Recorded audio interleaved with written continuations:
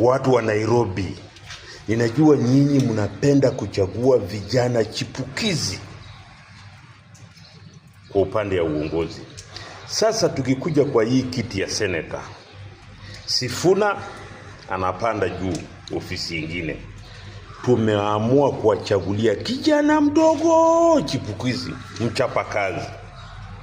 Number 1 ni kijana msomi, ni lawyer, na huyu kijana ni mchapakazi sana.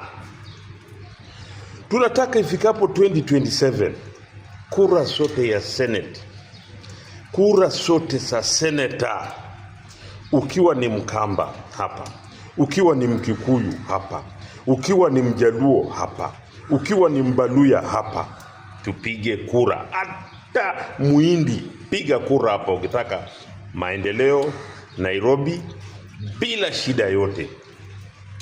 Huyu ndio senator, tena mwenyewe ni wakili mkubwa Kenya hii.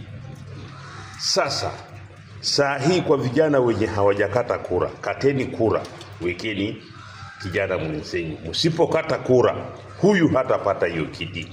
Lazima vijana ungeni mkono kijana mwenzenyu.